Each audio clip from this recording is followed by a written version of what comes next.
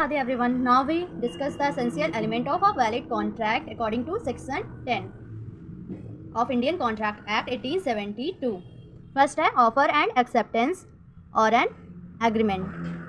Offer क्या होता है, acceptance क्या होता है और एक agreement क्या होता है, हम आगे पढ़ेंगे. An agreement is the first essential element of a valid contract. एक agreement जो है first essential element होता है कोई भी valid contract के लिए. अकॉर्डिंग टू सेक्शन 2E, इसको किस तरह पढ़ेंगे, clause E of section 2 of the Indian contract act 1872. Every promise and every set of promise forming consideration for each other is an agreement.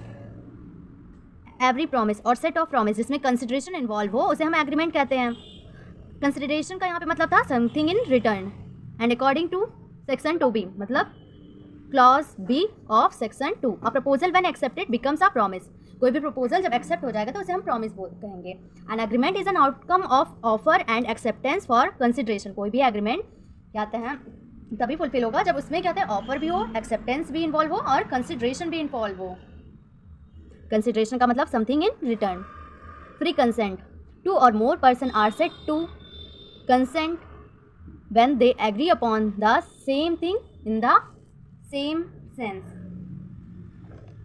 यहाँ के बाद जब दो या दो से ज़्यादा लोग आपस में एग्रीमेंट करते हो और सबका कहते हैं इंटेंशन क्या हो, जिस चीज़ के लिए कॉन्ट्रैक्ट कर रहे हैं सभी उसी के लिए कॉन्ट्रैक्ट करेंगे. फ्री कंसेंट का मतलब है स्वतंत्र सहमति होना चाहिए. किसी को धमका कर हम उससे कॉन्ट्रैक्ट नहीं कर सकते हैं.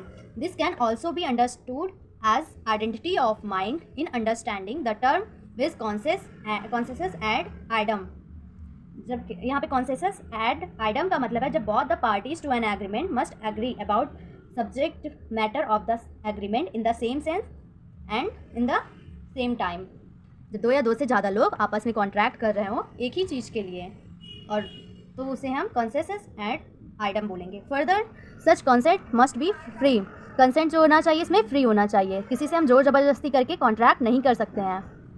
Consent would be considered as free consent if it is not caused by coercion, undue influence, fraud, misrepresentation और mistake. यहाँ पे undue influence का मतलब है किसी को इन्फ्लुएंस करके कॉन्ट्रैक्ट करना और coercion का मतलब धमकी देना और fraud का मतलब दूसरे लोगों से फ्रॉड करके और misrepresentation का फॉल्स स्टेटमेंट देकर क्या था जब हम कॉन्ट्रैक्ट करते हैं. मिस्टेक मतलब गलती ही होता है. Example 11, A who owns two car is selling red car to B. A के पास जो कार है वो सेल कर रहा है बी को. B thinks he purchasing his the black car. लेकिन बी सोच रहा है, बी को लगा कि वह उसका ब्लैक कार परचेज कर रहा है. There is no consensus ad idem and hence no contract. इसमें क्या कहते हैं दोनों का इरादा सेम नहीं था. तो वो सोच रहा था रेड कार के लिए, ए सोच रहा था और बी सोच रहा था कि कहते हैं ब्लैक कार के लिए. तो यह कॉन्ट्रैक्ट नहीं कहलाएगा क्योंकि यहाँ पे मिस्टेक है. Example number 12, A threaten to suit B if he does not lend him 2 lakh and B agreed to it.